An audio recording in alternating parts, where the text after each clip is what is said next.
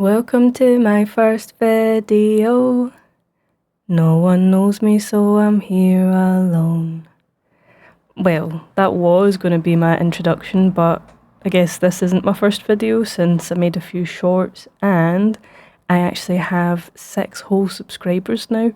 Ooh, that's unexpected. Hello, friends. Well, this video was intended to be my first, but well, it's not, and it's not even the same video that I planned for my first, but anyway, how's about welcome to my first long video.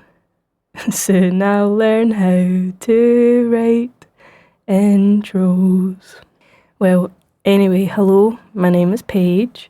This is my cat Goblin, and this is my cat Bib. So the thing with starting something new is it kind of sucks to be bad at something again. It feels amazing when you're good at something, right, and you can just get into a flow state. But when you're new to something, the process is so janky, it's so jittery, and it just feels rough. But there really isn't any other way to learn or make progress other than just doing the thing and engaging with it over and over. I do understand why some people just won't take up a new hobby or go for a career change because it's hard, man, for so many reasons. But at least one of those reasons that make it hard for me is I just don't enjoy being bad at something.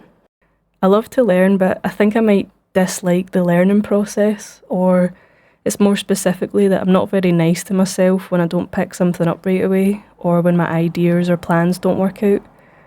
And I'm worse to myself when I think I already should be good at something, and when I'm not, I can really make myself feel pathetic and I throw myself off. I feel so embarrassed and ashamed for messing things up, especially if I start out feeling really excited or enthusiastic about a new thing.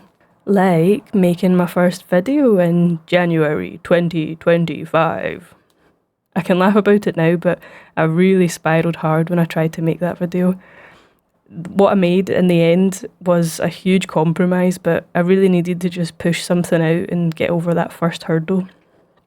But I was telling myself, I'll never be good at anything, I'm too stupid, I'll never be able to express myself, I'm never going to find a creative job, no one's going to like anything that I make, I'm shit at everything, why am I even trying? All the usual things, and unsurprisingly, I felt quite defeated. But it's just the learning process, man. It's not a personal failing to be at the start of learning something. I don't know how to do all the things that I want to do yet, and that's why I'm engaging with this stuff, in order to learn how to do those things. And more importantly, to see if I'd even enjoy a creative career, which, by the way, I definitely think I will. But there has been many things that I've wanted for a long time, and to my surprise, when I finally get them or experience them, it has often turned out that I wasn't really into it after all. But if you don't give yourself the room to try something out, then you just spend all your time fantasising about what ifs and what could have beens. Now, take a creative career. There's many times the opportunity for one has presented itself to me, and I turned it down over and over, even though it's what I really wanted. One of the main reasons for that was overwhelming self-doubt and a crippling inner critic. So, starting now, me and you, if you feel the same, what do you say? Let's agree to improve the way we view ourselves and our work. Let's agree to improve the way we speak to ourselves, especially when something's not going well. And let's just be more accepting of where we are in our learning journey. I mean, I'll do it if you do it.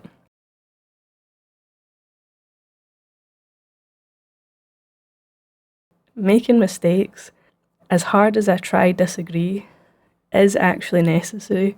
It's so much harder to try and perfect something before you've even created it outside of yourself than it is to just let go, get loose and play.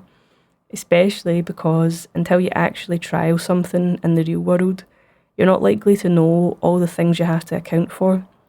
especially if you have little to no experience with it. You know, you have to start, and from there you experiment and you iterate over and over until you gain the knowledge, until you learn how to do the thing. You can't just learn how to do something by reading about it, or sometimes you can, but my point is, making mistakes is very much part of the learning process.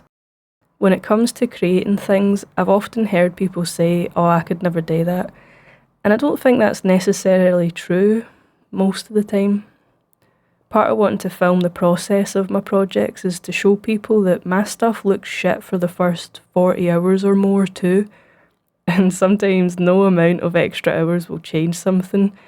But that's the point. Some things don't pan out, and other things just need a little more time. So maybe it's not true when people say that they couldn't paint or draw or sew or whatever it is.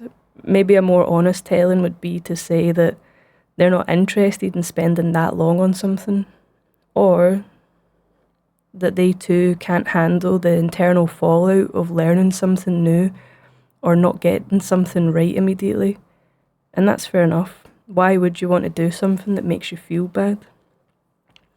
Well, figuring out the internal fallout part for me has been huge, because I realised a lot of the things that I was trying to do, a lot of the things that I was trying to create that were feeling awful, it wasn't those things actually, it was how I was speaking to myself during the process that was making me feel awful.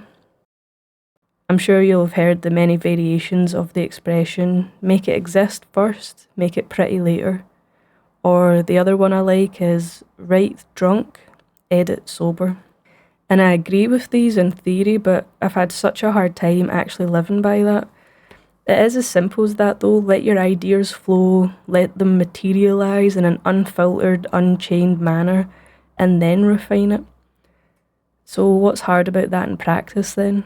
Well, for me and many others I'm sure, if you have a difficult history of your expressed ideas and creativity being mocked or shamed or criticised or punished over and over, then expressing yourself in an unfiltered, imperfect way feels dangerous. Or if, like me, you also grew up in poverty where things were scarce, you only had the one shot to get something right, like even outside of creativity, essential things like cooking a meal, you know, there wasn't going to be a second meal if you messed up that first one, so you had to get it right first time. I know at least that I've carried this huge phobia and belief that expressing yourself brings negative repercussions, or trying something out and failing means you will not get a second chance. I'm working on trying to live where I am now, where those things are no longer true. So how's about this? Once again, starting now, me and you, let's agree to stand against those inner critics. Let's agree to face the overwhelming fear of external rejection and harm by accepting ourselves first and allowing ourselves room to make mistakes and try again. I've held off on a lot of creative projects because I've been terrified of what others will say or think or do, and I've also been terrified of how I will make myself feel when I'm not performing well. I actually stopped creating in any way for years. I couldn't do anything anymore without spiralling mentally. I couldn't even talk about creating. It was pretty intense, man, and hugely demotivating. I had a really damaged relationship with myself and my creative self, and I thought I'd never get that back. You know, I can maybe get into that disconnect another time, but I'm really happy to say that I've been improving that relationship with myself and my creativity, and I don't ever want to lose that again. But of course, you can find 1,000 reasons to talk yourself out of doing something, like pursuing an art career or starting a YouTube channel. Things like, well, I don't know how to edit videos or do audio recordings, I don't have fancy equipment, my paintings are rubbish, I can't draw, I'm not good enough so no one's going to like my content, I'm not skilled enough so no one will buy my art, I'm not funny, my voice is bland, I'm scared of social media, I can't think of a good channel name, I'm just no good enough. Right, but let's just bin all that for a second and consider the reasons to do something. Why do I want to have a YouTube channel? Well, because I want to pursue a creative career and this feels like a good place to start. I want to work for myself. I want to reconnect with my creativity and express ideas that I've bottled for years. I want to get comfortable with sharing my work and feel fine with people not liking it. I want to connect with a community of creatives to learn from and to grow with. I want to have an outlet to focus my ideas and to have this external motivator. I want to develop new skills in video making and develop my current writing and art skills. I want to document my process for myself and online in case anybody else is interested.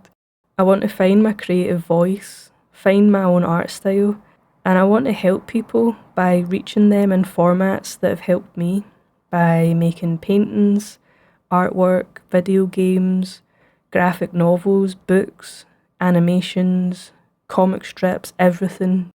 The list goes on, but I guess it can be summarised by my intention to take action in my life, to build towards the life and career that I want, to allow myself to have that, and to exist in the world rather than numbing myself with mindless consumption and feeling shit about my own inertia.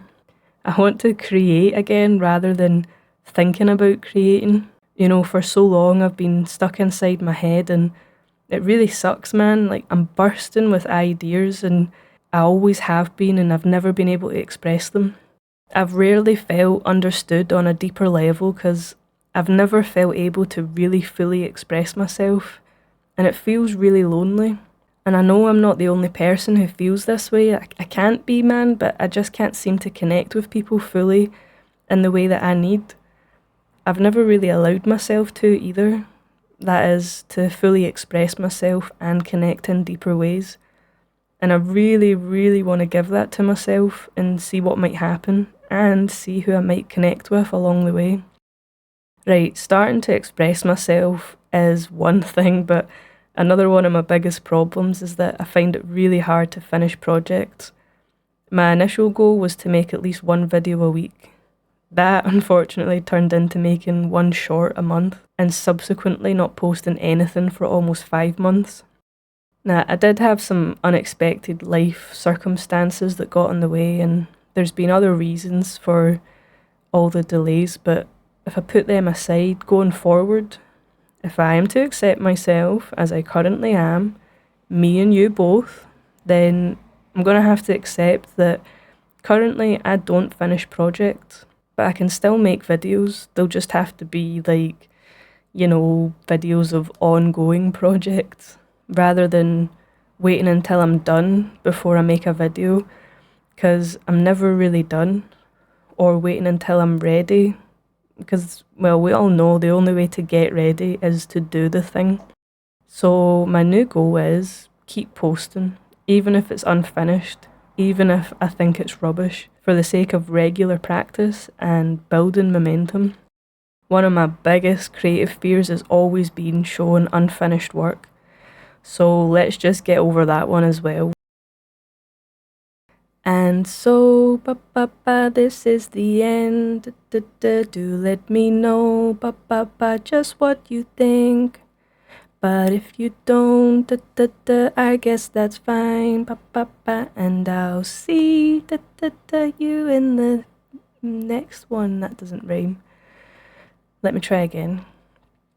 And so, this is the end, do let me know, just what you think, but if you don't, I guess that's fine, and I'll see you, the next time, maybe. Bye.